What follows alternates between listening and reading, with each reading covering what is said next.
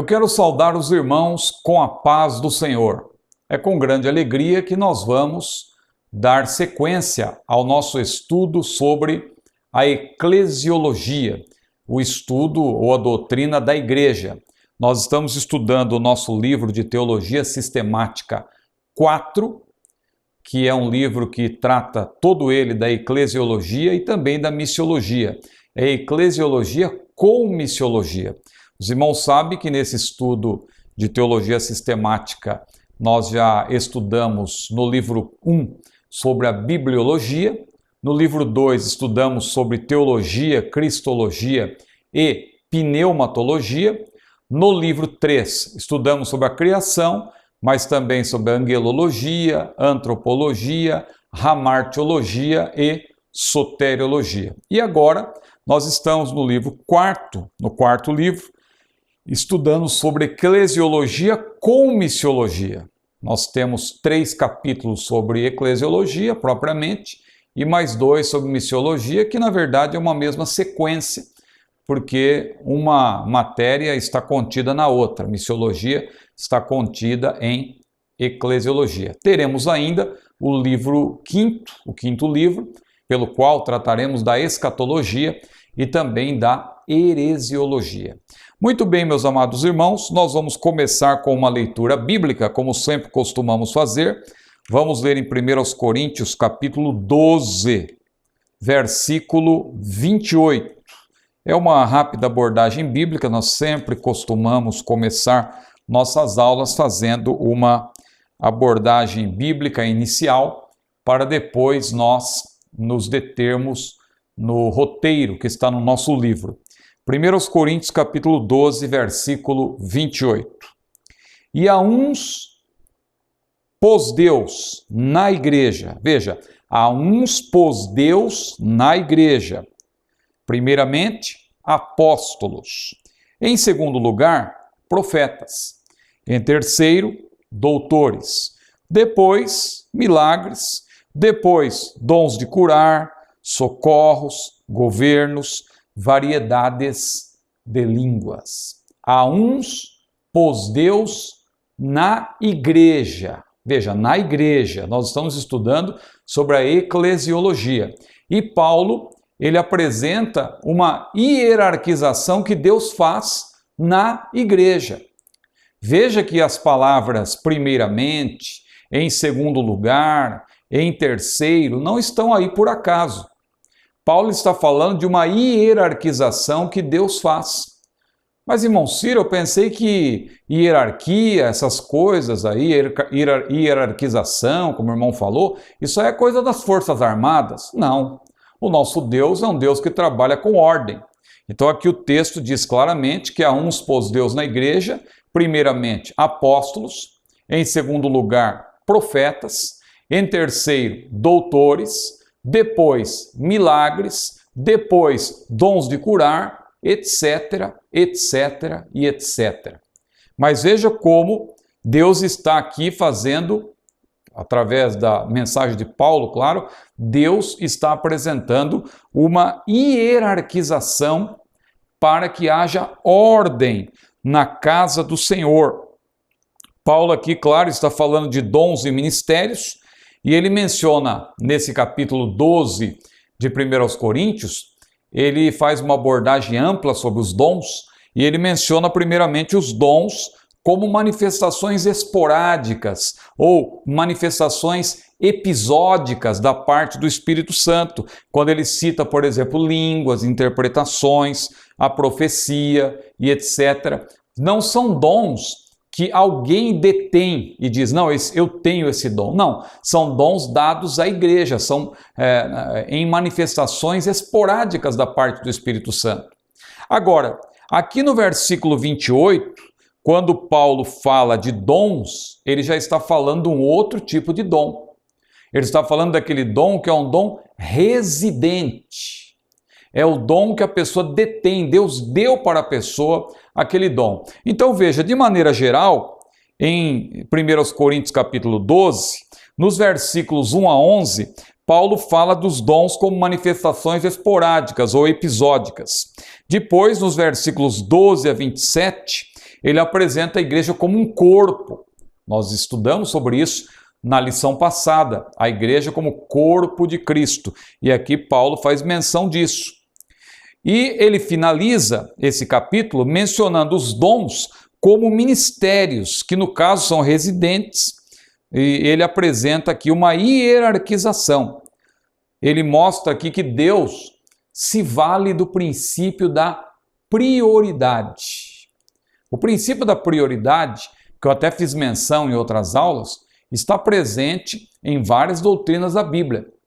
O nosso Deus trabalha com ordem, e ele é soberano, e ele hierarquiza e ele também prioriza. Veja, por exemplo, na família, por que o homem é a cabeça, diz a Bíblia, a cabeça da mulher? Porque Deus, quando criou homem e mulher, diz a Bíblia que ele não teve preferência nenhuma, claro, porque ali foi uma criação imediata e diz a Bíblia, macho e fêmea os criou, a partir do nada. Agora, no momento da sua criação imediata, isto é, quando ele foi dar forma ao que estava previamente criado, diz a Bíblia que ele formou primeiramente o homem. Deus formou primeiro o homem. Por que Deus formou primeiro o homem? Por que Deus não formou a mulher primeiro? Deus é soberano, entrou em ação aí o princípio da prioridade. Deus formando primeiro o homem, está lá em 1 Timóteo capítulo 2, versículo 13. Mas esse princípio da prioridade também está na doutrina da santificação. Quando Deus ali, a Bíblia diz, quando Deus olha para nós, a primeira coisa que ele vê, claro que Deus vê todas as coisas, porque ele é onisciente, mas no sentido de priorizar, quando ele olha para nós, a primeira coisa que ele vê é o nosso espírito. Por isso que Paulo disse, o mesmo Deus de paz vos santifique em tudo, e todo o vosso espírito e alma e corpo sejam conservados plenamente irrepreensíveis para a vinda de nosso Senhor Jesus Cristo. Espírito, alma e corpo. Deus prioriza o espírito. Por que não corpo, alma e espírito? Por que não alma, corpo e espírito? E sim, espírito, alma e corpo? Porque Deus prioriza o nosso espírito. Na vinda de Jesus também, a Bíblia diz que nós não precederemos os que dormem. Diz a Bíblia que o mesmo Senhor descerá do céu com alarido, com voz de arcanjo, com trombeta de Deus, e os mortos em Cristo ressuscitarão primeiro. Por que os mortos ressuscitarão primeiro? Por que nós não precederemos os que dormem? Ou seja, porque eles terão preferência. Nós não sabemos dizer, não é? Mas poderíamos até tentar apresentar uma explicação, fazendo uma analogia e tal, ou uma abordagem filosófica, ou se não dizer, não, é importante que aqueles santos do Antigo Testamento, eles tenham preferência, mas o fato é que a melhor resposta é que Deus, como Deus soberano, ele prioriza. Ele é quem sabe como conduz todas as coisas, tudo é feito segundo a sua vontade. Então ele prioriza nesse caso e ele hierarquiza. Então veja, eu falei do casamento, eu falei da vinda de Jesus, eu falei também da santificação. Na ressurreição dos mortos também a Bíblia diz, Cristo as primícias, depois os que são de Cristo na sua vinda. E assim por diante. Aqui em 1 Coríntios 12, a mesma coisa. Paulo fala da prioridade dos ministérios que estão relacionados com a liderança, estão relacionados com a palavra de Deus. Primeiramente, pôs Deus na igreja apóstolos. Irmão Ciro, quer dizer que então existem apóstolos hoje? O ministério apostólico, ele não terminou. Claro que o ministério apostólico ainda está em vigor, está em vigência ainda. Não é? Há muitos hoje que já estão dizendo, não, foram só aqueles 12 apóstolos e o caso de Paulo que foi um caso especial, mas não tem mais apóstolos. Sim, aqueles 12, de fato, é um caso especial, tanto é verdade que lá em Apocalipse, o número 12 ainda é mantido lá quando se fala dos 12 apóstolos do Cordeiro. Então, a igreja nascente, que começou com aqueles 12 apóstolos, isso aí é algo que é tido realmente como algo que é preservado por Deus. Agora, aqui está se falando do ministério apostólico, que é o ministério de liderança, é o ministério da alta liderança da igreja e uma liderança de influência. Não são meramente missionários, como alguém tem dito também. Veja que quando Paulo fazia a obra do Senhor, havia alguns missionários que o acompanhavam, mas Paulo é quem era o apóstolo, ele era o apóstolo, e ele era seguido de alguns companheiros, que eram missionários, que eram obreiros, mas não eram apóstolos, porque apóstolo é uma incumbência da parte de Deus para alguém exercer um ministério de influência, um ministério que também envolve itinerância. Veja, é uma liderança que é desempenhada na itinerância. Isso é muito complicado hoje em dia. Como que alguém pode exercer liderança sem estar propriamente preso a um lugar, sem estar pastoreando algum lugar por muito tempo? É porque é uma liderança de influência. Aquela pessoa que é chamada por Deus para exercer o apostolado. E na Assembleia de Deus nós temos muitos. Nós estamos falando aqui de título. Não é o título que faz a pessoa, é a pessoa que faz o título. A Assembleia de Deus já teve homens que foram apóstolos, mas que nem por isso faziam questão de ser chamados de apóstolos. Será que Daniel Berg não foi um apóstolo? Gunnar Wingren e tantos outros, Eurico Bergsten, homens que foram enviados por Deus, porque o termo apóstolo significa enviado. Quantos que não foram enviados por Deus? Até mesmo aqui homens nascidos também no Brasil, que foram chamados por Deus para fazer esse trabalho, verdadeiros apóstolos, mas que não precisavam do título. Hoje muitos estão procurando título, porque as pessoas pensam que é o título que faz a pessoa. Mas segundo a Bíblia, não é o título que faz a pessoa, é a pessoa quem faz o título. Então que nós tomemos cuidado com isso, porque é muito importante nós observarmos que o ministério apostólico continua. E ele vai continuar até quando? A Bíblia diz, a resposta está na Bíblia. Veja o que diz a Bíblia, por exemplo, em Efésios. É um texto conhecido de todos, mas vamos ler aqui, Atos capítulo 4, versículo 11, que ele mesmo deu uns para apóstolos, e outros para profetas, e outros para evangelistas, e outros para pastores e doutores, querendo o aperfeiçoamento dos santos. Mas veja, querendo o aperfeiçoamento dos santos para a obra do ministério, para a edificação do corpo de Cristo. Agora note o versículo 13. Até que todos cheguemos à unidade da fé e ao conhecimento do Filho de Deus, a varão perfeito, à medida da estatura completa de Cristo. Será que nós já alcançamos isto? Será que nós já alcançamos a medida da estatura completa de Cristo? Evidentemente que não.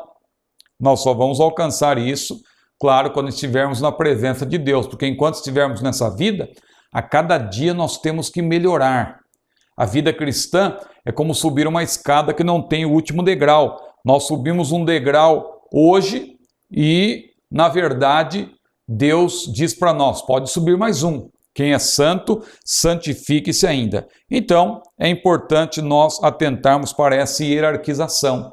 Apóstolos, que são aqueles que fazem parte da alta liderança da igreja, e uma liderança que envolve itinerância também, porque são pessoas que estão influenciando a igreja de maneira geral, mas também profetas, que são os pregadores da palavra de Deus verdadeiramente aqui, doutores, que são os mestres dados por Deus, não é necessariamente aquele que se formou numa universidade, se bem que hoje todos aí têm acesso à universidade, hoje está muito mais fácil de estudar do que antigamente, mas não quer dizer que a pessoa ela vai simplesmente estudar e achar que já é um mestre. Não, o mestre aqui é um mestre chamado por Deus. Para ser um mestre como este que está aqui, fazendo parte dessa hierarquia que Deus estabeleceu, essa pessoa é chamada por Deus. Agora, por que Deus faz essa hierarquização? Não é para que um grupo seja superior ao outro, um crente se considere superior ao outro, não. Isso é para que haja ordem na casa do Senhor. Porque o ministério que envolve a palavra, o ministério que envolve a liderança pela palavra, tem que ter prioridade na igreja. Você se lembra que numa igreja, numa daquelas igrejas lá da província da Ásia, o Senhor Jesus disse para um pastor: repreendendo-o: tenho contra ti que toleras Jezabel, mulher que se diz profetiza. Porque aquela mulher, na verdade, ela estava controlando tudo, estava enganando o povo. E o pastor ali estava sendo frouxo, ele estava permitindo que tudo isso acontecesse, ignorando que Deus o havia levantado para ser o líder daquela congregação. Então foi necessário que Jesus chamasse a atenção dele e dissesse: tenho contra ti que toleras Jezabel. Porque imagine, um pastor está dirigindo ali um rebanho, dali a pouco levanta uma profetisa como aquela lá, que era uma falsa profetisa, e diz: cala-te, que agora sou eu que estou falando. E aí o pastor abaixa a cabeça. Não, nada disso. O pastor foi colocado como líder. Então é por isso que Deus, ele apresenta essa hierarquização. Isso é muito importante. Mas, irmãos, é apenas uma palavra introdutória, nós vamos dar sequência. Nós estamos na nossa terceira lição sobre eclesiologia. Hoje, nós vamos aí estudar mais dois tópicos importantes. Nós vamos estudar a igreja e a espiritualidade, e vamos estudar a igreja e a disciplina. Vamos começar então com a espiritualidade. Vamos ter aí 4 tópicos: a igreja e a dimensão da espiritualidade, a igreja, a espiritualidade e a justiça social, a igreja, a espiritualidade e a cidadania, e também a igreja, a espiritualidade e o pós-modernismo. Veja, pós-modernismo e não pós-modernidade. Claro que nós estamos na pós-modernidade, mas quando se fala de pós-modernismo, estamos falando daquele movimento que está ligado à pós-modernidade, mas é um movimento, na verdade, que se levanta contra a igreja, contra a cosmovisão judaico-cristã. Isso é chamado de pós-modernismo, é um movimento. Dentro da pós-modernidade, é claro. Claro que a pós-modernidade é inevitável nós fugirmos dela, porque nós vivemos neste período, que é um período, é uma era pós-moderna, estamos dentro disso e temos que conhecer o que significa a pós-modernidade, até para que não sejamos absorvidos pela pós-modernidade. Senão é perigoso até. Imagina um pregador que não sabe que ele está vivendo na pós-modernidade. Daqui a pouco ele vai estar lendo a Bíblia apenas para dar uma satisfação ao público, mas ele vai estar apresentando ao público não as verdades bíblicas, mas sim aquilo que vigora na pós-modernidade. E o que faz muitas vezes a filosofia pós-moderna ter força é justamente esse movimento, o pós-modernismo, o movimento pós-modernista, que nós vamos citar aí, vamos fazer uma menção. É algo complexo, amplo, que precisa ser estudado com calma, mas nós vamos procurar fazer uma menção até para despertar os irmãos para estudarem sobre o assunto. Então, a nossa primeira abordagem aqui, o tópico 8º, que é o nosso primeiro tópico de hoje, mas que já é o 8º porque nós estamos numa sequência sobre eclesiologia, a igreja e a espiritualidade. O grande desafio da igreja, está aí, diz o nosso livro, agora é como viver a espiritualidade no dia a dia da vida cristã, com as suas múltiplas circunstâncias.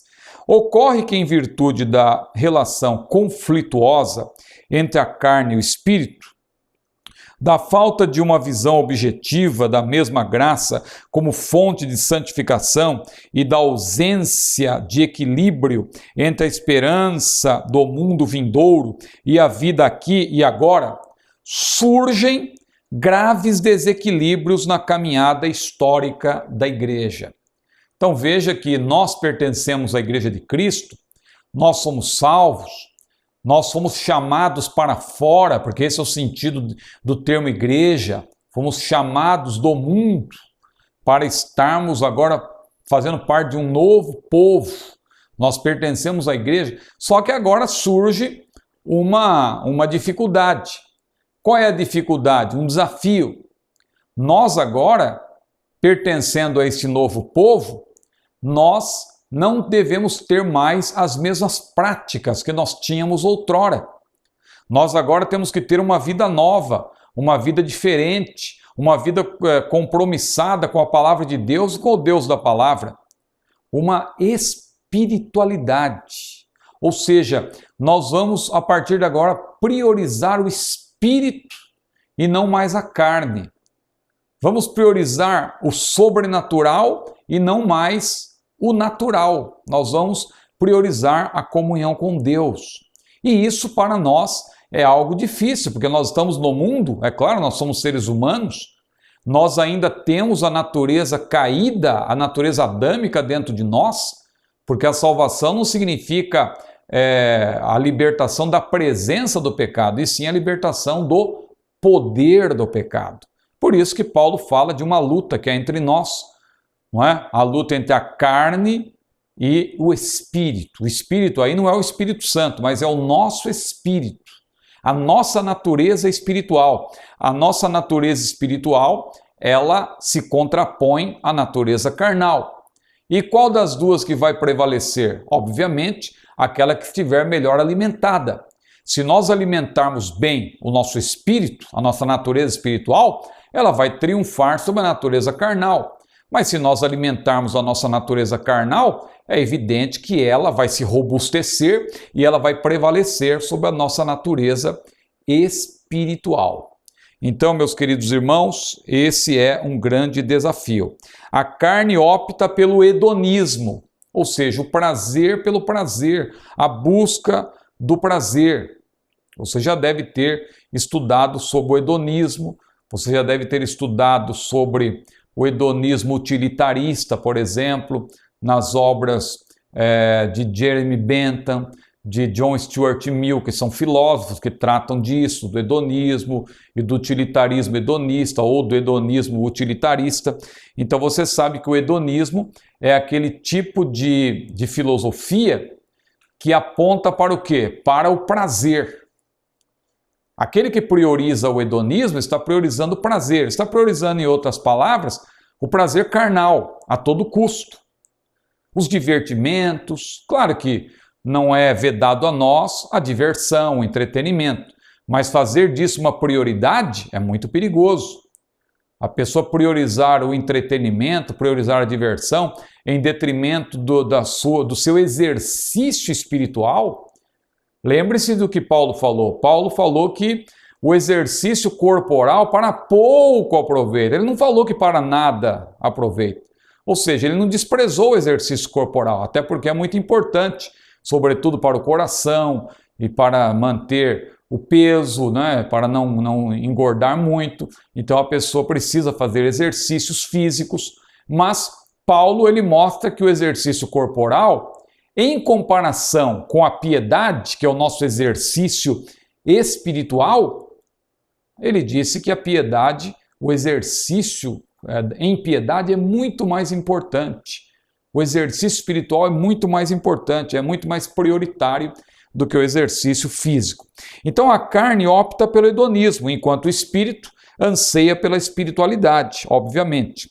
A tendência é impor a santificação, e aí entra um aspecto perigoso. Por causa desse desafio que temos, muitos estão optando pela uma alternativa extremista.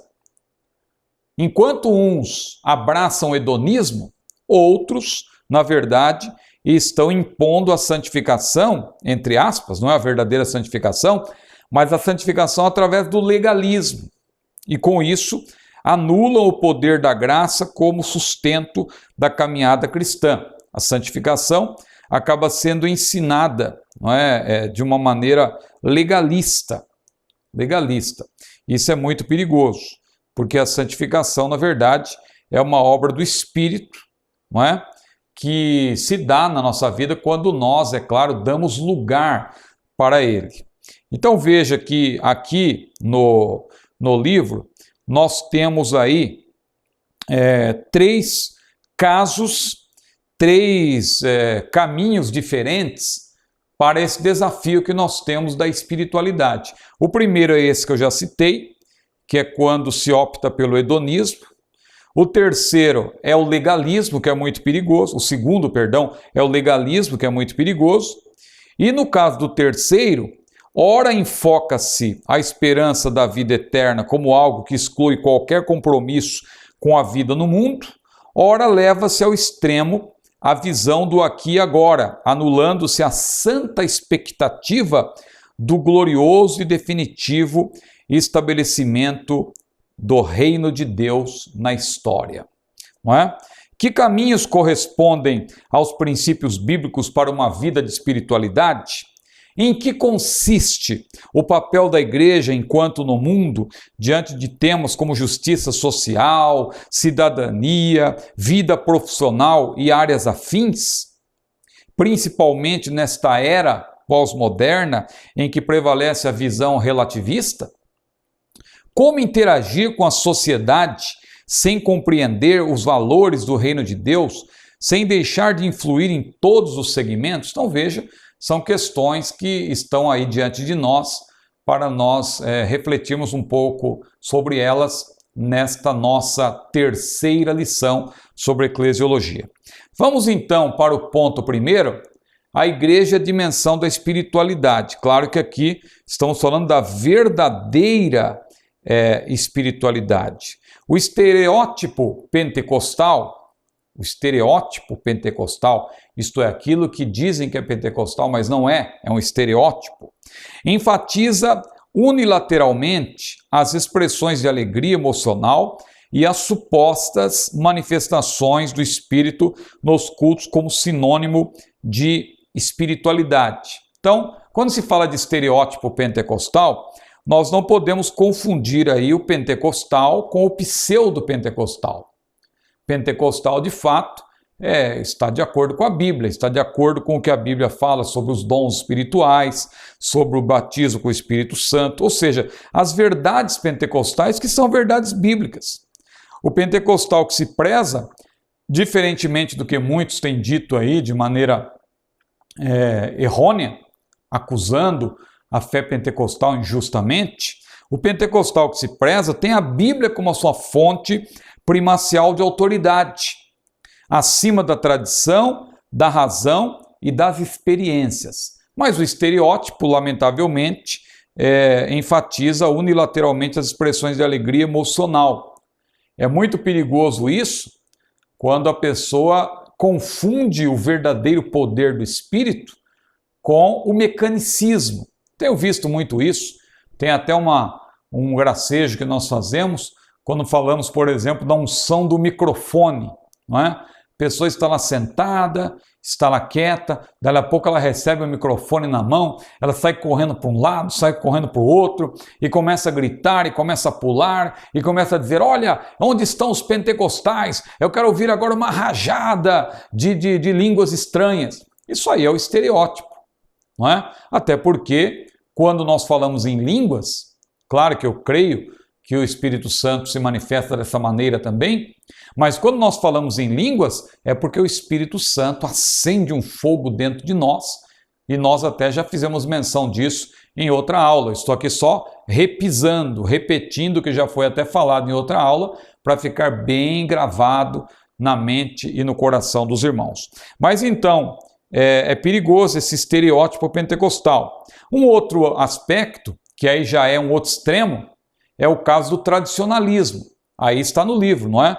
O tradicionalista, no outro extremo, valoriza os seus aparentes temores quanto à reverência e à piedade.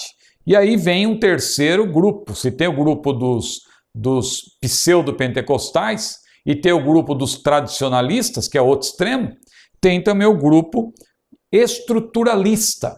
O estruturalista pressupõe que ser espiritual é interessar-se pelas transformações das estruturas sociais. Onde está a verdade? O apóstolo Paulo define a espiritualidade em Romanos 12, versículo 1, como um sacrifício vivo no altar de Deus.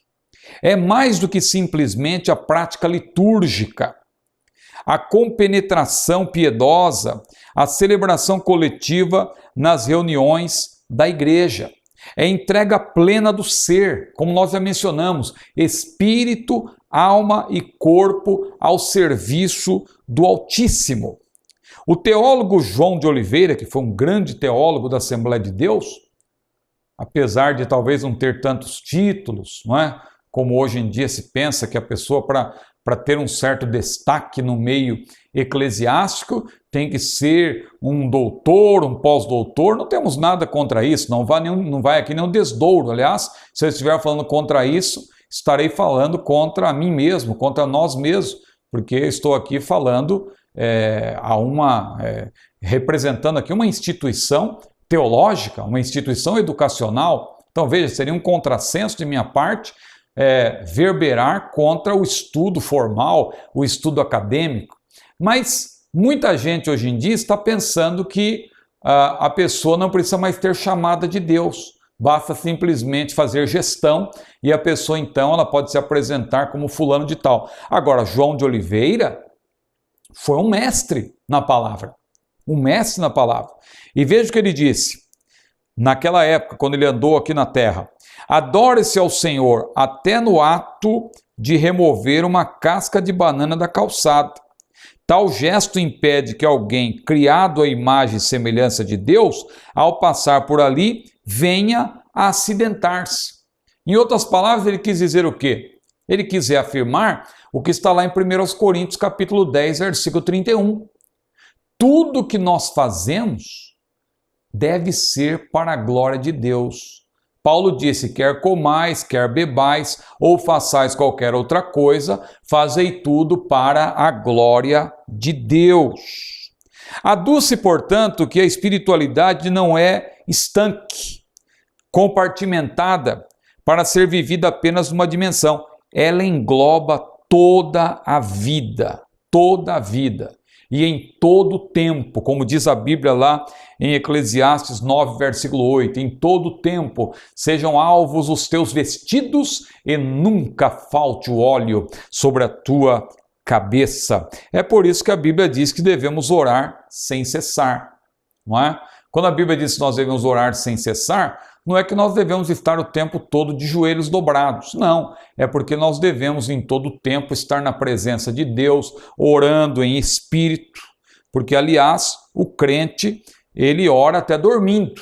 O crente temente a Deus, ele está orando até dormindo. Você se lembra do que disse o profeta Isaías, lá em Isaías, do capítulo 26, versículo 9? Ele disse: com a minha alma eu te desejei de noite, e com o meu espírito que está dentro de mim, madrugarei a buscar-te. Veja, com a minha alma eu te desejei de noite, e com o meu espírito que está dentro de mim, madrugarei a buscar-te. Ou seja, em espírito, apesar de ele estar dormindo, ele estava madrugando na presença do Senhor. O seu corpo dormia, mas ele estava adorando o Senhor com o seu espírito. Lá também no livro de Cantares tem uma ênfase muito importante que diz assim: eu dormia, mas o meu coração velava. Coração velava. Porque o crente que está na presença de Deus, ele antes de dormir, ele vai ler a Bíblia, ou ele ora, ou ele busca Deus, e quando ele vai dormir, ele dorme pensando na presença de Deus, na comunhão com Deus, naquele texto bíblico que ele leu ou estudou, e ele continua na presença do Senhor. Muito bem, espiritualidade que se expressa apenas nos aparentes limites do culto coletivo, como muita gente pensa, não é a verdadeira espiritualidade. Alguém pensa que ser crente é só lá no templo. De maneira nenhuma. Veja a pessoa que só vai à igreja aos domingos, o chamado crente domingueiro. Será que ele é crente apenas de domingo?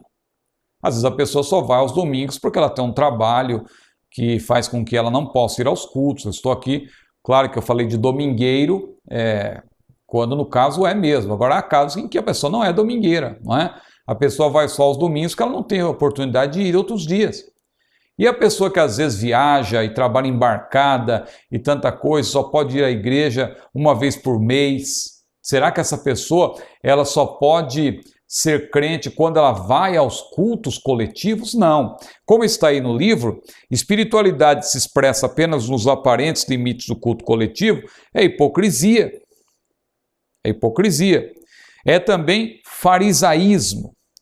É sal dentro do saleiro, não é? Então, é sal dentro do saleiro, porque nós temos que expressar o nosso testemunho, não é? A luz tem que brilhar onde? Nas trevas. Jesus mesmo disse, vós sois a luz do mundo, e vós sois também o sal da terra. Ele disse lá em Mateus 5, no versículo 13, ele disse, vós sois o sal da terra. Se o sal não salgar, para nada prestará, a não ser para, sendo lançado na terra, ser pisado pelos homens. E ele também disse, vós sois a luz do mundo. Não se pode esconder uma cidade edificada sobre um monte, nem se acende uma candeia e se coloca debaixo do alqueire, antes é colocada no velador, para que dê luz a todos que estão na casa. Assim resplandeça a vossa luz diante dos homens, para que vejam as vossas boas obras e glorifiquem a vosso Pai que está nos céus. Muito bem, então veja como é importante nós sermos espirituais de verdade. O ponto 2, a espiritualidade e a justiça social, a igreja, a espiritualidade e a justiça social. A discussão aqui não se dá no campo ideológico, é claro. O foco está em como contribuir em meio à corrupção do gênero para que haja menos desigualdades sociais, sem que isso signifique, de um lado, a supressão da propriedade individual, pois o direito a ela tem fundamento bíblico, e de outro, a posse de riquezas sem reconhecer a sua função social, também embasada em princípios escriturísticos. Então veja, é importante observar que a Bíblia não incentiva a luta de classes, como muita gente está hoje em dia aí, lamentavelmente, usando até aí a bandeira de um evangelho integral, de uma missão integral e tal, mas infelizmente promovendo a luta de classes. Isso aí não tem o abono da palavra de Deus. O Pentateuco preserva o direito à propriedade, mas ao mesmo tempo dá a ela função social, através de leis específicas, referentes ao uso da terra e ao pobre, com o objetivo de lhe permitir acesso aos meios de sobrevivência. No Novo Testamento, nos primórdios da igreja, Ananias e Safira, nós até fizemos menção na outra aula, são julgados não por trazerem aos pés dos apóstolos apenas a metade do valor da propriedade vendida, mas pela motivação errada que os leva a mentirem ao Espírito Santo. Nenhum erro haveria em reter a outra metade, pois o apostolado não fez imposição alguma sobre isso. Então o erro de Ananias e Safira não foi propriamente ter dado apenas uma parte ali, mas sim ter ocultado a verdade. Não é? Porque eles poderiam chegar diante de Pedro e ali e falar com toda franqueza, olha, esta é a nossa oferta, pronto, nós queremos dar isso. Só que eles, na verdade, mentiram e disseram que estavam entregando tudo que eles tinham, na verdade, e eles estavam retendo uma parte. Então, eles mentiram. E aí, então, nós vemos como foi tido como algo reprovável, de modo exemplar. Mas aí também temos, por outro lado, a menção da importância de a igreja também participar da ajuda aos necessitados. Então é a dimensão, como estamos vendo aqui, da justiça social.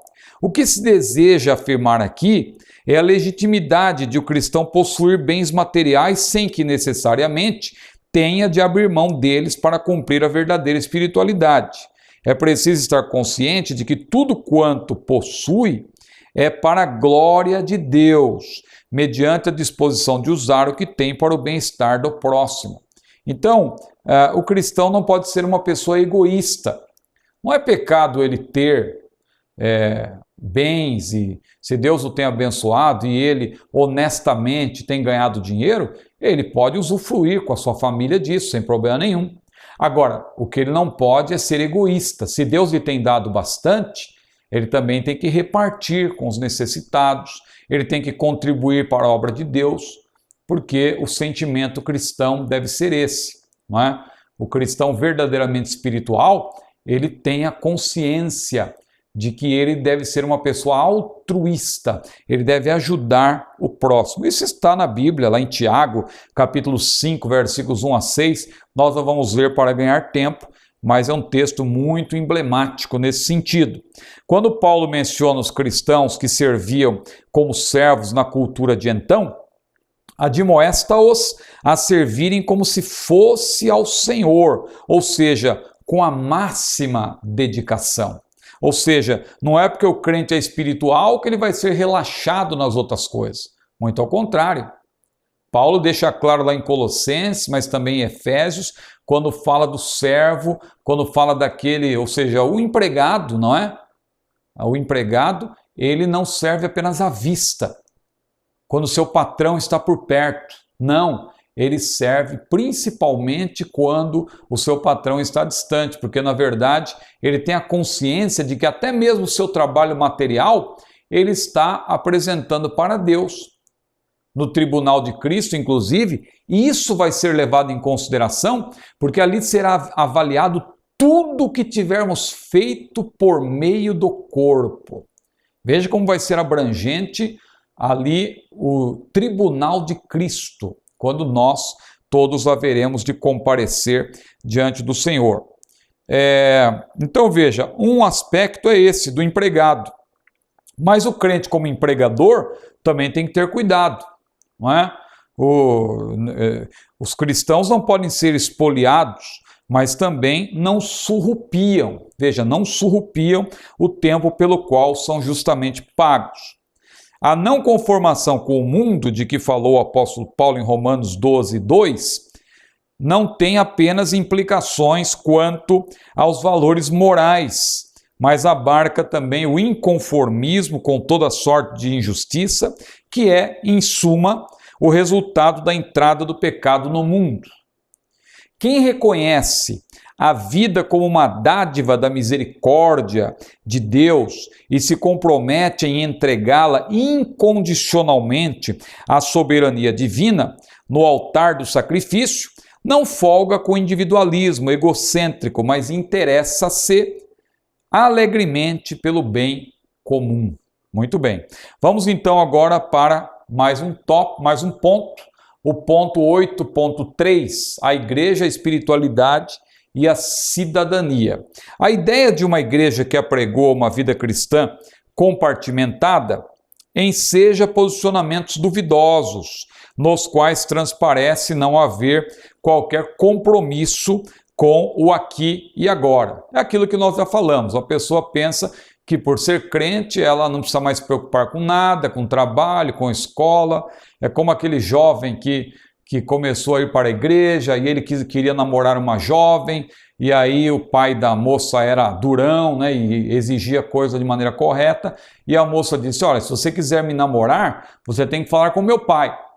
E o rapaz foi lá falar com o pai da moça e tal, e quando chegou lá o pai falou, olha, você quer namorar minha filha? Muito bem, mas você está estudando? E o rapaz disse, não, mas Deus vai me ajudar, não é? Eu sou um servo de Deus, Deus vai me ajudar. Muito bem. E aí a conversa continuou, dali a pouco o homem falou para o rapaz, e aí, você está trabalhando? E o rapaz, não, mas Deus vai me ajudar. Muito bem. Mas e você tem alguma perspectiva? E você quer namorar a minha filha, mas depois se vocês vierem a casar, você tem uma ideia de onde vocês vão morar? Eu não tenho não, mas Deus vai me ajudar. E tudo que o homem perguntava, o rapaz dizia, Deus vai me ajudar. Bom, terminaram a conversa, o rapaz saiu da presença ali do pai da moça, e aí a moça toda animada foi falar com o pai e disse, e aí pai, o que o senhor achou do rapaz? Gostou dele? O que o senhor achou dele? E o pai ironicamente olhou para a filha e disse, eu não sabia que eu sou Deus, não é? Não sabia que eu sou Deus, porque na verdade o rapaz dizendo Deus vai me ajudar, na verdade quem ia ajudar ele era o próprio sogro, porque o rapaz estava acomodado, não estava preocupado com estudo, com nada, e é um perigo quando o crente também entra por esse caminho, não é? Não apenas o jovem, mas todos. Não, olha, não vamos, ó, esse templo aqui, o tamanho está cabendo 500 pessoas e está vindo bastante gente, mas não vamos aumentar não, porque Jesus vai voltar logo mesmo, não é? E isso diziam lá no passado. E o tempo passou e as igrejas foram ficando pequenas. Não, irmãos, o que vier à nossa mão para fazer, nós temos que fazer. Cristo pode voltar a qualquer momento, mas e se ele não voltar?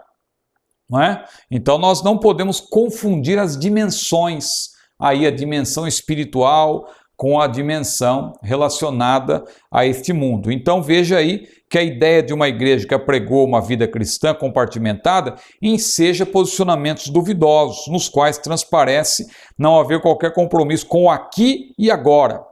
Para justificar tais posturas,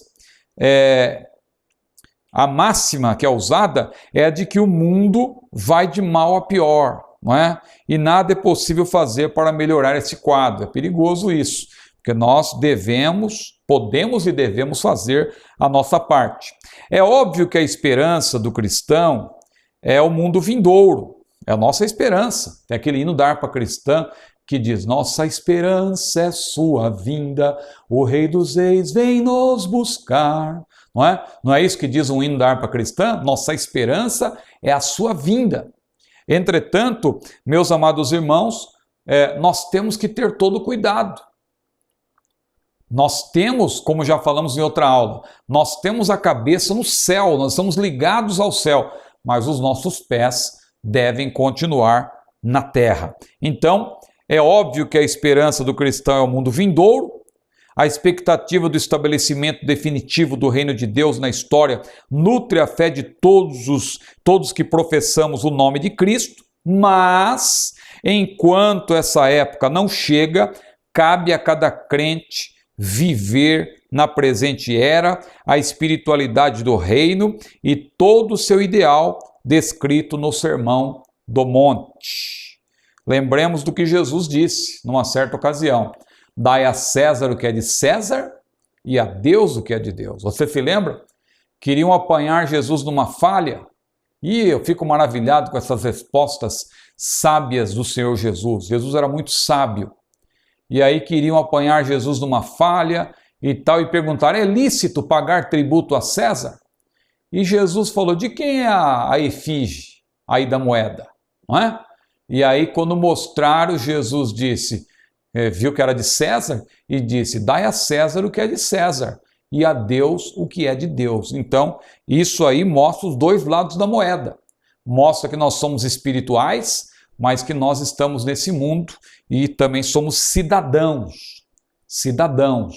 E o cidadão, ele tem direitos, ele tem deveres, não é? Ele paga os seus impostos, ele vota, ele pode ser votado. Então, veja aí, nós somos cidadãos.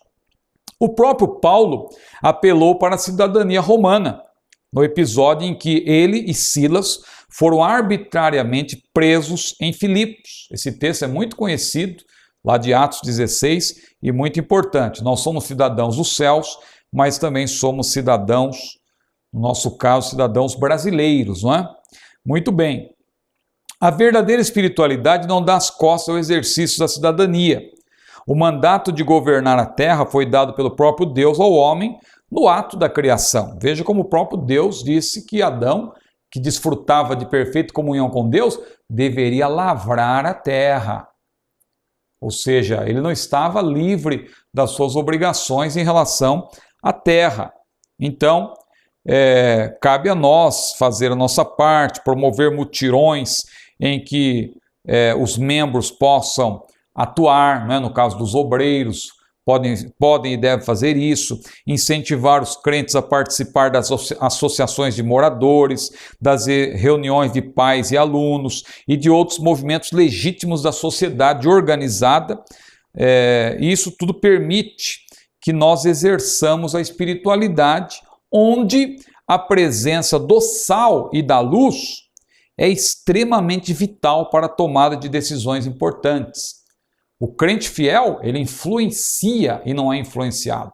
E aí, nesse caso, vale até uma analogia com o que acontecia com o povo de Israel. Você lembra que Deus disse para o povo de Israel que ele foi posto por cabeça e não por cauda? Ou seja, em outras palavras, O povo de Israel foi posto para influenciar e não para ser influenciado.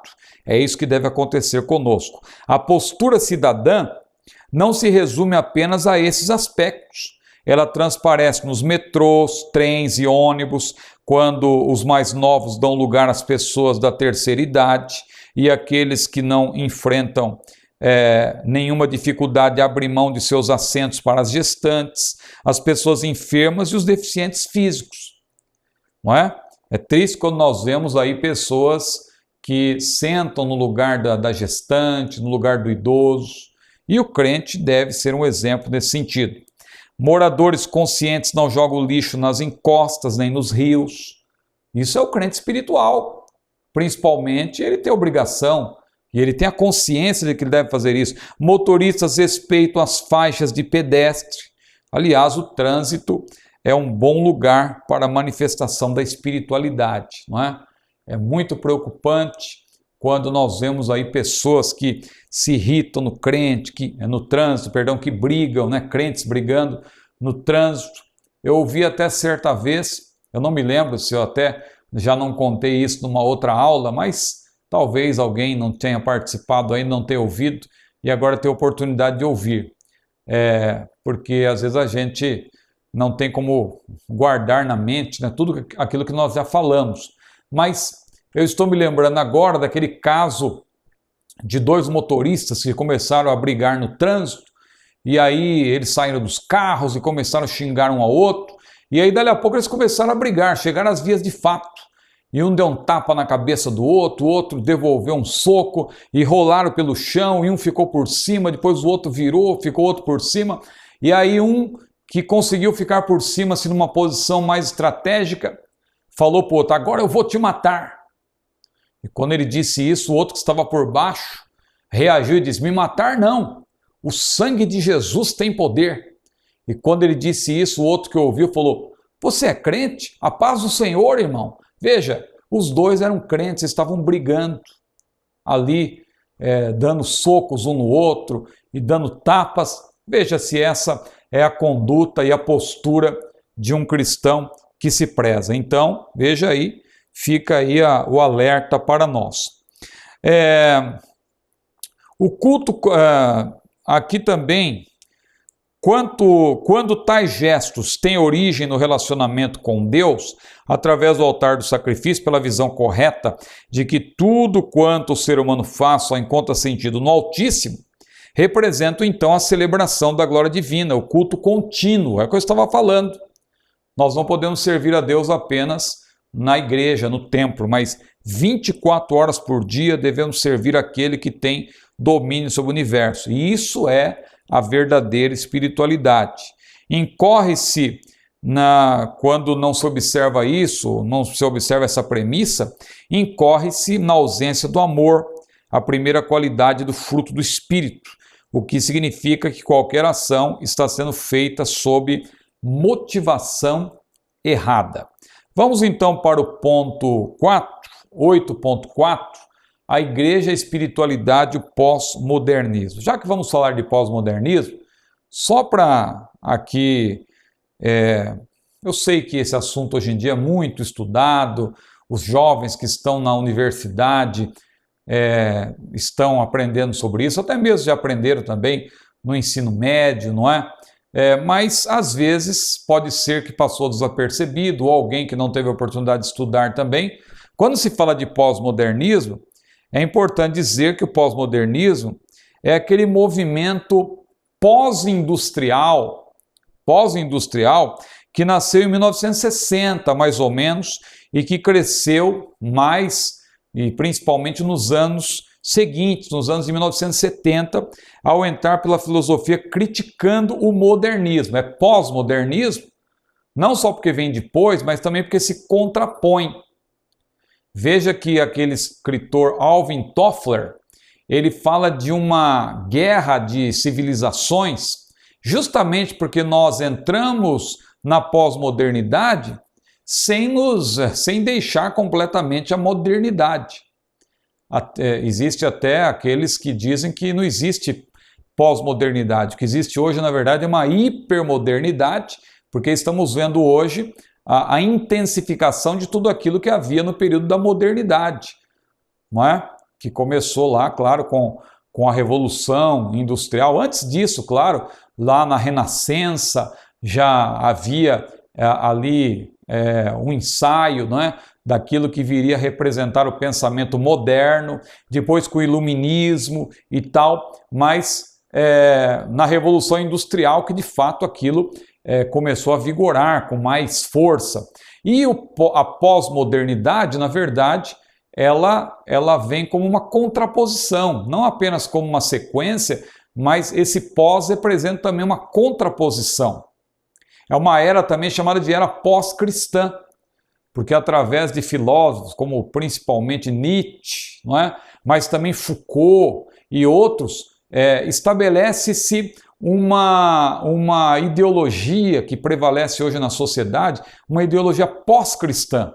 É como se Deus, para eles, estivesse morto. Tanto que há esse filme aí, que já tem 2 partes, deve aparecer a terceira logo logo, Deus Não Está Morto. É um ótimo filme que apresenta, até citei em outra aula, que apresenta uma resposta, não é, à pós-modernidade. Mas falando do pós-modernismo como movimento, o pós-modernismo ele tem como ideólogos principais o próprio Nietzsche, que eu citei, Foucault, podemos citar aí também Marx, podemos citar Gramsci, o próprio Darwin, não é? Que o seu livro, aquele livro, até um livro volumoso que ele escreveu, é utilizado também em grande parte por aqueles que defendem o naturalismo, não é? Não confunda com o naturismo, mas o naturalismo. Então veja, os pós-modernistas, eles criticam de modo ferrenho a modernidade. E aí, só para citar alguns pontos, porque é muito amplo esse estudo do ponto de vista das ciências sociais, aqui nós só queremos dar um destaque para nos situarmos aqui no assunto. Então, os pós-modernistas, eles rejeitam em tese o projeto iluminista, mas eles acabam por adotar o naturalismo, que é uma excrescência do iluminismo, não é? Embora eles se contraponham ao iluminismo, eles acabam por aceitar algo que acaba derivando, de certa forma, do iluminismo.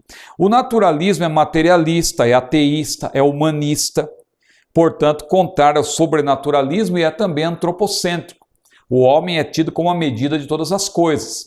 O naturalismo abarca o evolucionismo, abarca as formas de religião em que o espiritual é concebido como inerente, de modo total, à natureza, ou seja, as religiões pagãs, a própria nova era. Desconstroem o discurso filosófico ocidental a partir desse próprio discurso, isso, claro, de modo dialético. Priorizam contradições, não é? É uma abordagem diferente da abordagem determinista. Não há mais padrões comuns em que as pessoas possam apelar em seus esforços para medir, julgar ou valorizar ideias, opiniões ou opções de estilos de vida. Então, isso tudo prevalece na pós-modernidade e a parte das influências filosóficas resulta nisso que eu acabei de mencionar aqui. Bom, como viver a espiritualidade, então, no mundo pós-moderno, em que tudo é relativizado, onde o certo para um pode ser errado para outro, não é? A cosmovisão prevalecente no mundo tem como fonte, já citamos, o naturalismo, que exclui a ideia do Deus Criador e permite, a partir daí, a desconstrução de todos os princípios que caracterizam a cultura cristã. Muitos há que entregam o tempo presente ao diabo e se esquecem de que este tempo presente está à disposição da igreja. Nós não podemos de maneira nenhuma dizer, não, o mundo jaz no maligno, não podemos fazer mais nada. Haverá sim uma época futura, conhecida como a grande tribulação, em que o mundo experimentará a ira de Deus, a ira do Cordeiro, em que Satanás terá permissão divina para dominar as nações na terra. Isso acontecerá, mas não agora. Agora nós estamos, na verdade, com uma missão muito importante de evangelizar o mundo, de fazer discípulos e temos que fazer a nossa parte. A igreja tem hoje a oportunidade ímpar de influir em todos os segmentos para que se preservem as condições de vida sob todos os aspectos, até que todas as intervenções históricas de Deus se realizem. Neste mundo pós-moderno, a verdadeira espiritualidade não pode perder o seu paradigma, a centralidade de sua vivência cotidiana. Esta repousa em Deus, através de Jesus Cristo, onde está todo o significado da vida. Não importa que o mundo pense diferente, Deus é o condutor da história e para ele devem convergir todas as realizações do homem. Portanto, Deus não está morto, ao contrário do que disse Nietzsche. Aliás, eu fico preocupado quando eu vejo alguns teólogos até elogiando Nietzsche, achando que Nietzsche foi um grande pensador. Cuidado, não estou aqui também jogando pedra na filosofia, eu também sou um grande apreciador da filosofia, mas Nietzsche foi aquele homem que se levantou contra Cristo, não é? Ele escreveu até uma obra chamada O Anticristo, pela qual ele se posiciona contra Cristo. Deus nos pôs no mundo não para ficar a reboque, mas para, como igreja, fazer a história. Celebremos a glória de Deus nos templos, através de expressões de alegria e louvor a Deus, mas vivamos a espiritualidade verdadeira em todas as dimensões de nossa vida. Glória seja dada ao maravilhoso nome do Senhor. Vamos agora para o tópico 9, a igreja e a disciplina. A igreja tem que exercer a disciplina, ao contrário do que muita gente pensa. O ambiente que cerca a igreja nos dias de hoje é diametralmente distinto do contexto da igreja primitiva. Isso nós temos que verificar, né, com todo cuidado, porque a igreja primitiva, claro que ela é um paradigma para nós, mas nós não podemos de maneira nenhuma ignorar o fato de que a igreja primitiva estava em outro contexto. Hoje nós temos aí a evolução da tecnociência, hoje nós podemos, diferentemente de Paulo, né, que viajava no lombo do animal, viajava a pé, viajava naqueles barcos que muita gente às vezes acho que não para pensar, que naquela época não existia navio motorizado, não é? O navio ele era movido à vela ou através do remo. O melhor navio mais rápido era aquele que era movido através do remo. Então pense uma viagem de Paulo lá de Jerusalém, lá de Cesareia, melhor dizendo, onde ele estava preso, lá para Roma. Imagine os perigos pelos quais Paulo passou. Então, era um outro contexto. Hoje nós estamos num ambiente totalmente diferente. Hoje, falando agora também no campo filosófico, ao contrário, predomina a visão relativista. A visão de Foucault, não é? De Nietzsche, o relativismo da moral, o relativismo da verdade, cada um tem a sua própria verdade. Veja que a afirmação antipática é esta, de que Jesus é a única porta, não é? Que declaração politicamente incorreta para o mundo odierno. Mas nós temos que fazer a nossa parte, não é? Então predomina hoje a visão relativista, particular, pessoal, que não admite nem por hipótese a ideia de que existem verdades absolutas. Não passa pela cabeça do homem pós-moderno, de modo geral, pensar na existência de valores, princípios comuns a todos os seres em qualquer parte do planeta. Não importa a herança cultural. Nós vivemos em uma verdadeira Babel ideológica. Não há lugar para a verdade de Deus. O entendimento pessoal determina a forma de se ver o mundo e, à luz disso, segue o homem o seu próprio caminho. Então é esse o mundo em que nós vivemos. Portanto, é um grande desafio pregar que Jesus é o único caminho para a salvação, mas o Evangelho não é imposto. É importante dizer isso. O Evangelho é proposto. Qual é a diferença, por exemplo, do cristianismo e daqueles autodenominado, né? Aquele autodenominado Estado Islâmico, está pregando. Eles, na verdade, impõem. Ou a pessoa se torna um muçulmano, um islâmico, ou morre. Isso é imposição. Agora, o reino de Deus não é imposto. O reino de Deus é proposto. Jesus disse, se alguém quer vir após mim, negue-se a si mesmo. Jesus não obriga ninguém a segui-lo. Ninguém é obrigado a seguir o Senhor Jesus. É uma proposta, não é? Eis que tomo os céus e a terra como testemunhas contra vós, que tenho proposto a vida e a morte, a bênção e a maldição. Escolhe, pois, a vida para que vivas tu e a tua descendência. A situação se agrava porque, ao peso da forte pressão social, tais concepções se introduzem nos limites da fé e permitem que, em muitos casos, se perca a essência dos fundamentos para, em seu lugar, valorizar formas, priorizar superficialidades, tornar a mensagem apenas um instrumento motivacional, não é? Substituindo a pregação bíblica, transformar cultos em programas de entretenimento e abarcar toda a sorte de liturgias, algumas esdrúxulas, sem qualquer preocupação com o conteúdo. Muitos estão pensando realmente que o culto a Deus é um show, não é? Um show de auditório em que a pregação deve ser humorística e interativa. Veja como está difícil hoje em dia, há pessoas sendo envolvidas, absorvidas pela pós-modernidade.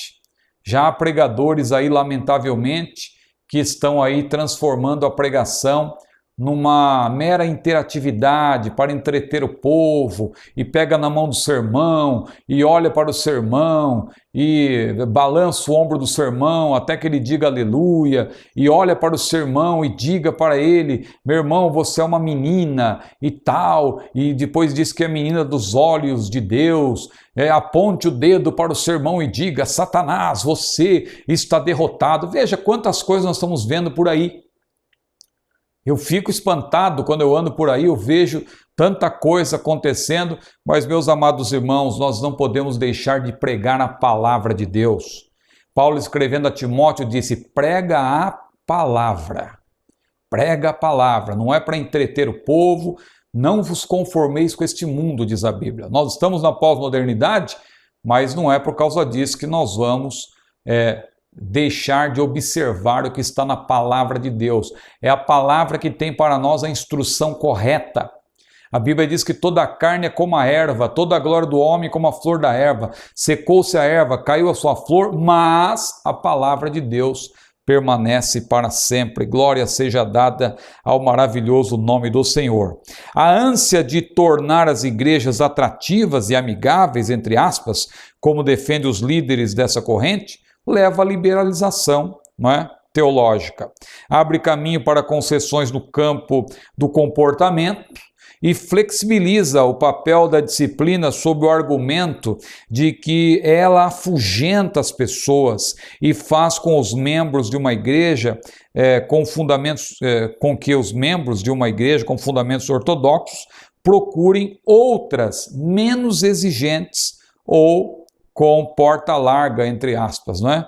Jesus disse que a porta e o caminho são estreitos, não é apenas a porta, mas o caminho também é estreito. A porta e o caminho são estreitos. Muito bem, a disciplina é um pressuposto em qualquer área da vida, desde o atleta que se prepara para a maratona, aquele que deseja viver a vida cristã segundo os padrões da palavra de Deus. Paulo disse, exercita-te a ti mesmo em piedade. É o que nós já citamos, não é? 1 Timóteo capítulo 4, versículo 7. Sem a disciplina, a caminhada está sujeita ao fracasso e a travessia da linha de chegada impossível. Então temos aí no primeiro ponto, 9.1, o caráter preventivo da disciplina. Tem a ver com ensino, instrução, prevenir contra o erro à luz das Escrituras e não simplesmente com a imposição de um conjunto de regras que representam in totum a tradição de homens, como advertiu o apóstolo Paulo. Então, a sã doutrina, como nós sabemos, ela gera bons costumes, mas estes não geram a sã doutrina. Então, nós precisamos apresentar a doutrina para que naturalmente, através da ação do Espírito, surjam bons costumes. O extremo do legalismo, com a sua carga de condicionamentos humanos e aparente piedade, é apenas o reflexo do farisaísmo e da hipocrisia. O ensino com fundamentação bíblica é primordial na era pós-moderna. Isso requer a ênfase permanente nos princípios como o correto padrão de aferição para o dia a dia da vida cristã. Em outras palavras, a Bíblia não é apenas um livro de mandamentos, nós já falamos isso. É também e principalmente um livro de princípios. Porque não basta dizer isto pode, aquilo não pode. Não. A Bíblia é um livro de princípios. Há coisas que não estão na Bíblia de maneira assim explícita. Eu citei até numa outra aula o exemplo do tabaco. Não tinha por que Paulo falar do tabaco, porque não era conhecido na época, não é? Mas ele disse, coisas semelhantes a estas, acerca das quais eu vos declaro que os que cometem tais coisas não herdarão o reino de Deus. Então, é necessário que haja o emprego de uma genuína exegese, diz aí o livro, que dê ao crente a capacidade de agir com segurança, sensatez, espiritualidade e compromisso com Cristo diante de cada situação de sua caminhada. Vivemos na chamada sociedade do conhecimento, é uma marca da pós-modernidade, onde o acesso às informações é algo extremamente aberto, acessível, oriundo de múltiplas fontes, mas que chega de forma aleatória, fragmentada, com a probabilidade de gerar muitas distorções na mente humana.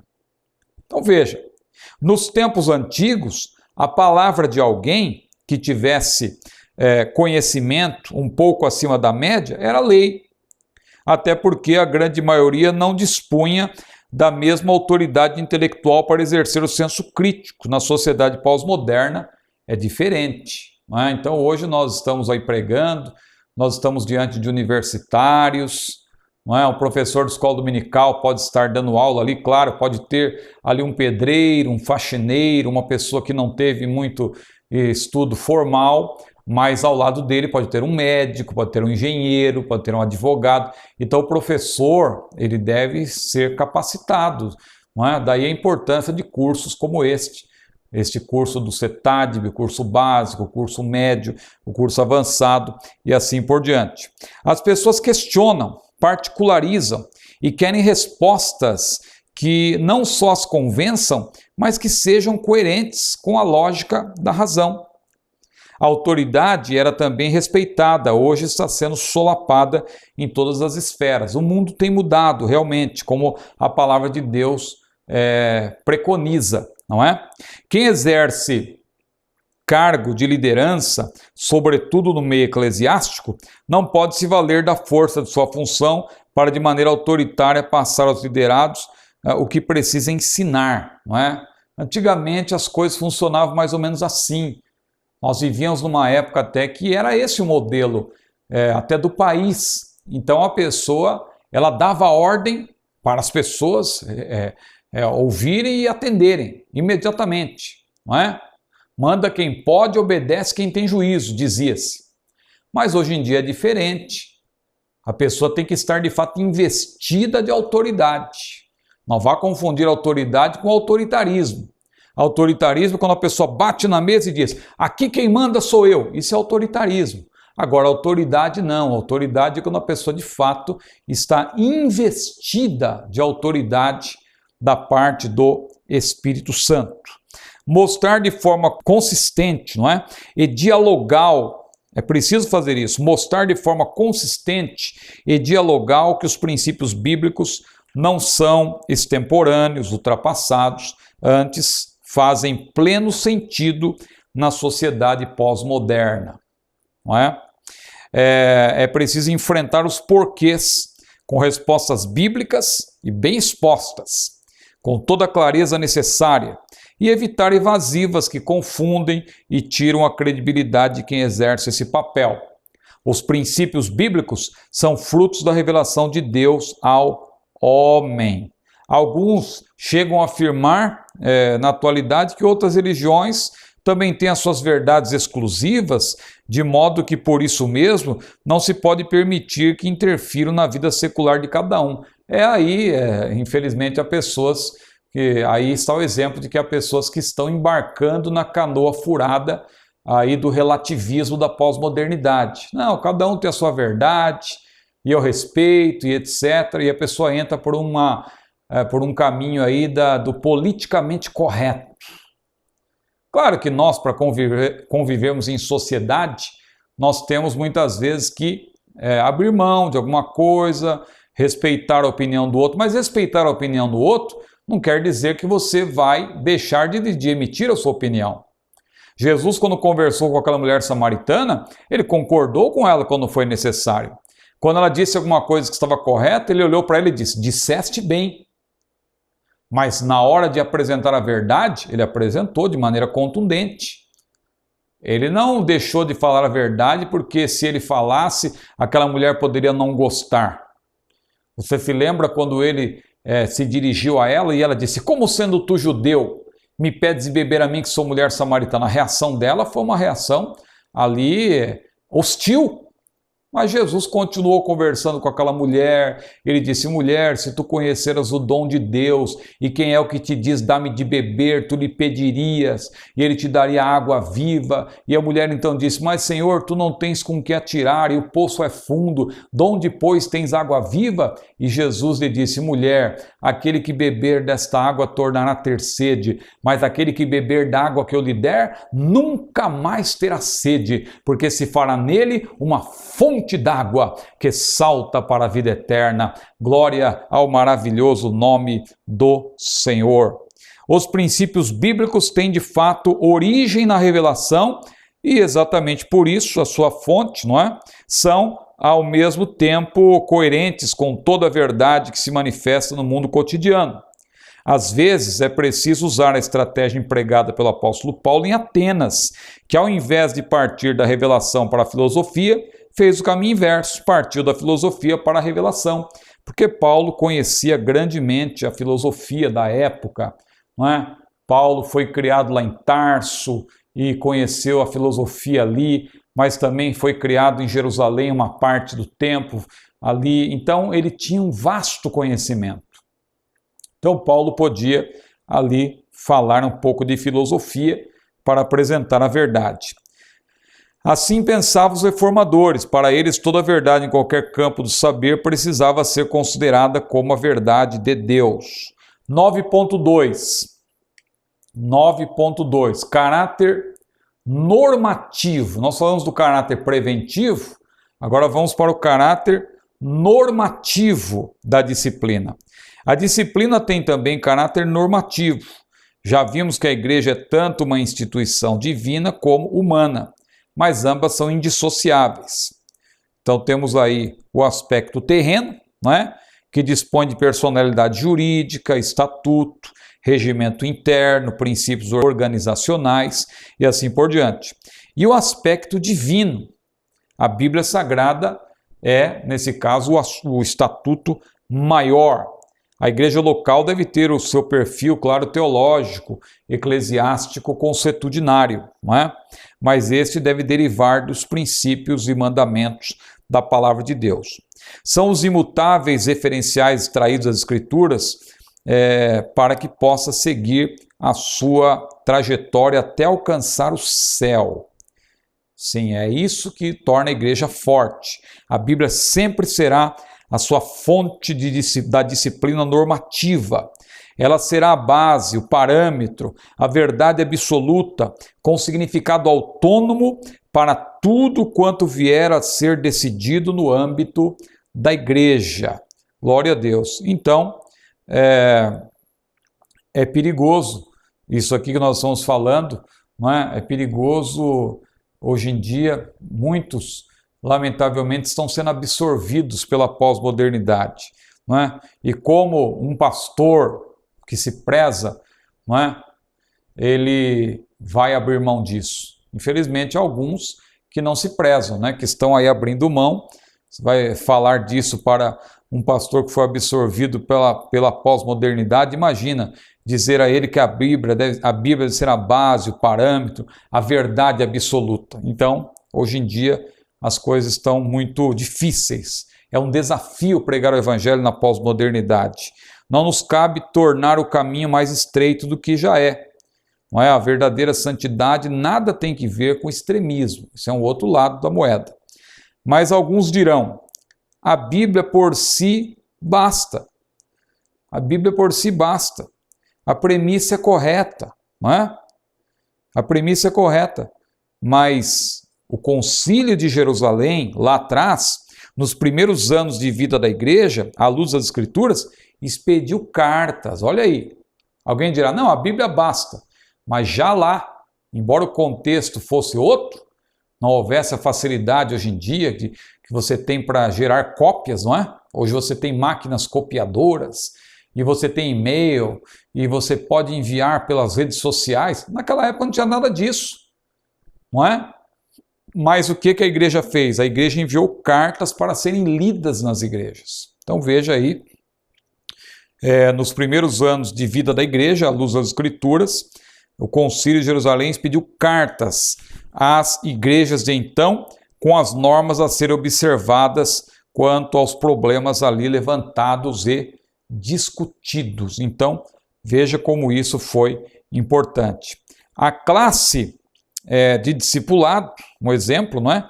É o ambiente ideal para que a disciplina normativa seja passada, seja transmitida em primeira mão aos que estão chegando à igreja local através da conversão. Os crentes que se transferem de outras denominações deveriam também frequentar uma classe semelhante antes de serem recebidos. Geralmente, toda regra tem exceção, é claro, são pessoas que portam algum tipo de insatisfação e estão à procura da igreja perfeita. Como não a encontram, vivem a síndrome do beija-flor, não é? Não fica em lugar nenhum. Eu citei até aqui numa das aulas o caso daquele homem chamado Joseph Smith Jr., não é? Que foi o fundador do mormonismo. E ele não parava em igreja nenhuma e chegou uma hora que ele falou, sabe de uma coisa? Eu vou fundar a minha própria igreja. E foi aí que o inimigo aproveitou aquela oportunidade. O que aconteceu com o Joseph Smith Jr.? Ele foi lá orar no mato, não é? Perigoso quando o crente gosta de orar no mato. Apareceu um anjo para ele e disse, eu sou Moroni. Depois, numa outra ocasião, apareceram dois personagens para ele e um olhou para o outro e disse, esse é meu filho, a ele eu vi. Veja aí o perigo. E ele acreditou ali que era o pai e o filho falando com ele e surgiu o mormonismo, não é? Que na verdade defende até mesmo a poligamia. Não foi ninguém que me falou, tem os livros do mormonismo em casa, o livro de Mormon, o Pérola de Grande Valor, também o livro Doutrina e Convênios. E ali a gente vê que esse livro um desses livros defende claramente a poligamia, mas que Deus nos ajude, que Deus nos guarde, não é? Então, a igreja pode apresentar aos novos convertidos uma declaração de propósitos. Isso tem acontecido em algumas igrejas, não é? Qual é a importância desse compromisso? É que a igreja, conforme o Código Civil, desfruta da liberdade de estabelecer a sua própria estrutura de funcionamento, não cabendo nenhuma interferência do Estado em suas decisões. Isso é importante, não é? Porque o estatuto, o regimento, ele é algo que a igreja deve fazer para que ela possa também desfrutar aí dos benefícios da lei. Na era pós-moderna, o que mais as pessoas querem é lutar por direitos, sem demonstrar a mínima preocupação com deveres. Uma declaração de propósitos, como nós estamos citando aqui, deve incluir também o estatuto e o regimento interno, para proteger a igreja contra aqueles que, movidos pelo espírito de Jezabel, tornam-se rebeldes e são até capazes de levar a igreja às barras dos tribunais contra alguma decisão com a qual não concordam. E o terceiro ponto, caráter corretivo da disciplina. Visa a corrigir rumos, trazer de volta ao devido lugar, fazer com que a verdade prevaleça, acertar o que está errado, não é? Já não é mais possível chegar e dizer: o que eu determino está determinado, ninguém tem o direito de reclamar ou questionar. Isso aí no passado era feito, mas já era errado, não é? Porque era na base do autoritarismo. E desde os tempos bíblicos você vê que nenhuma liderança se fortalece pelo autoritarismo. Paulo era um homem que tinha autoridade, Moisés era um homem que tinha autoridade. Não é pelo autoritarismo, é pela autoridade. Qual o caminho para aplicar a disciplina corretiva? Mostrar onde está o erro, explicar por que está errado e ensinar como fazer para corrigir o erro. O problema não pode ser tratado como se o líder estivesse impondo a sua vontade pessoal, o que ele quer, mas aplicando os princípios bíblicos. Mesmo quando há necessidade de se tomar alguma medida disciplinar restritiva, como a suspensão de determinadas atividades ou mesmo desligamento, o objetivo será sempre restaurar e não lançar no abismo, como no episódio relatado por Paulo em ambas as cartas aos Coríntios. Então ali Paulo tratou muito bem dessa questão. Seria bom que os irmãos estudassem ali 1 Coríntios capítulo 5, 2 Coríntios capítulo 2. Mas veja também o Salmo 23, que fala de vara e cajado. Com a primeira, o pastor ensina, expõe a palavra com integridade. E com a segunda, ele puxa a ovelha, ou seja, ele orienta a ovelha. Não é? Então, meus amados irmãos, que nós guardemos bem isso, que nós de maneira nenhuma entremos pelo caminho do desequilíbrio, pelo caminho do exagero, do extremismo, porque a igreja do Senhor é uma igreja que tem disciplina, é uma igreja que vive na pós-modernidade e sabe como se conduzir.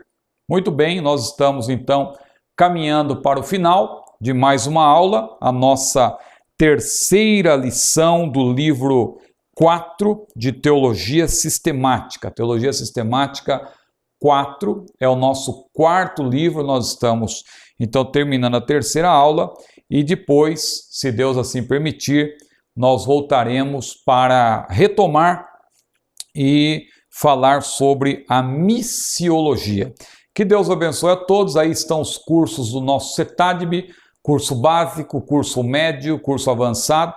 Os irmãos que desejarem, falem com o nosso diretor, pastor Hércules Carvalho Denop, e assim poderão crescer em conhecimento, como diz, como nos estimula a palavra do Senhor. Que Deus abençoe a todos, em nome de Jesus, a paz do Senhor.